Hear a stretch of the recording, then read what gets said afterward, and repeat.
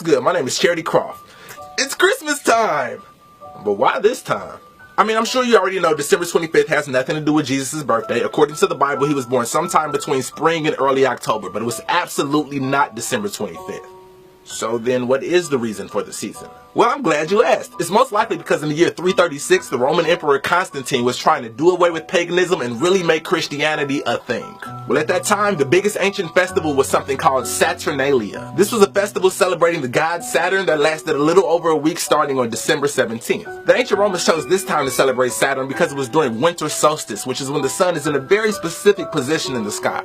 Now, we won't get too far into that, but listen, once you learn why Saturday is named after Saturn and why Sunday is named after the sun, and notice how most religious activities take place on one of those 2 days, a lot of things will start making sense to you. Anyway, so Constantine thought, since everybody's already celebrating at this time, I can just make this the day that we celebrate Jesus, and the whole world can make a much easier transition to Christianity. You gotta realize that at this time, most people worshipped multiple deities and were so-called pagans. Well, since Constantine and the Council of Nicaea were hell-bent on making Christianity the most powerful religion on earth, they just slapped their holidays on top of pagan holidays so the people could convert easier. Side note, the reason why Easter is always celebrated on a different day every year is because it's always the Sunday after the first full moon of the vernal equinox. Super pagan, nothing to do with Jesus' resurrection, nothing. Anywho, Christmas trees were used to decorate Saturnian temples, mistletoe was used by ancient druids because they believe it had mystical powers, and presents were given during winter solstice to celebrate the spring to come. Pagan, pagan, pagan!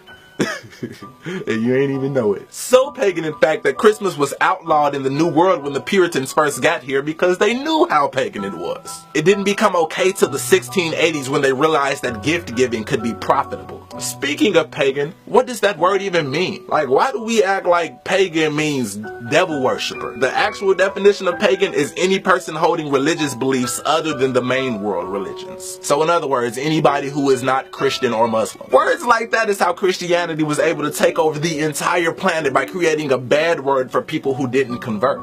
He is pagan! Kill him! Back to Christmas. Who is this guy? Well, it's Santa Claus. He's actually based off a real person named Saint Nicholas, but you probably knew that already. But did you know that Saint Nick was a bishop in the Church of Turkey? He anonymously gave 3 bags of gold to a poor family, and after that everybody just made up this legend about anonymous gifts coming from a guy named Saint Nicholas, and Santa Claus was born. And now he lives in the North Pole, even though he's from the Middle East. So that means that originally Santa Claus's gift giving was a noble act of helping the poor. But in the 1800s, companies found that it was far more profitable to make it about little kids, because of course people buy gifts for kids before they buy them for poor people. And so companies like Macy's started using Santa's name to make Christmas into a corporate capitalist fiasco. But here is the biggest point of this video. In America alone, we spend more than $465 billion on Christmas presents every year. Those are gifts for one day, $465 billion. Well, check this out. According to Charity Water, you can buy a well for $5,000 that will provide water for 250 people for 20 years. And according to Feed the Children, you can buy a meal for 300 people for $120. So if you do the math,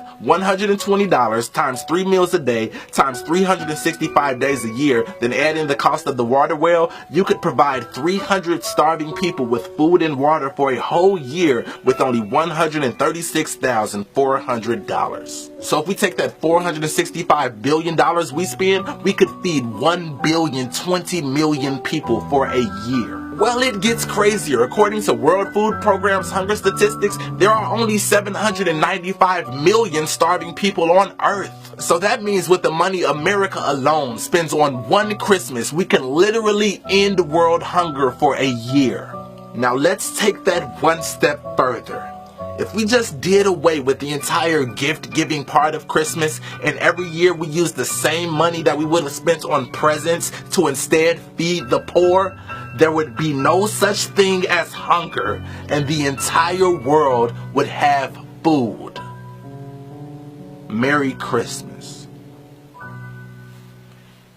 I love you.